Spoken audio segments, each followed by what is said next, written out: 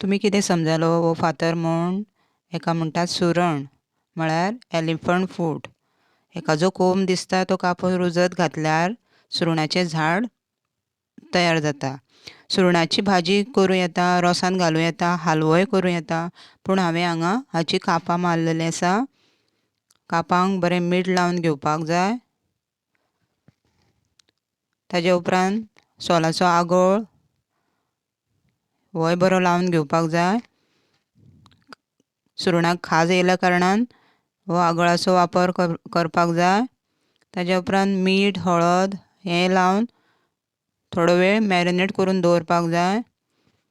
रव्यान तांदळाचें पीठ मिक्स करून हो सगळे वटेन कापां बरी कोट करून घेवपाक जाय अशे तरेन। आनी ताज्या उपरांत तेल घालून ही बरी झाकण दवरून भाजून घेवपाक जाय। थोडो वेळ हें झाकण काडात। ताजे उपरांत थोडेंशें उदक शिपडून परत एकदां हें झाकण दवरून भाजून घेयात अशे तरेन। तातूंत हे कापां ही कापां भाजून येतात आनी तेल सुद्दां कमी लागतात। तर तुमी म्हज्या चॅनलाचेर नवीन आसात जाल्यार म्हजो channel please like share subscribe करात आनी ही रेसिपी तुमी नक्की ट्राय करून पळयात।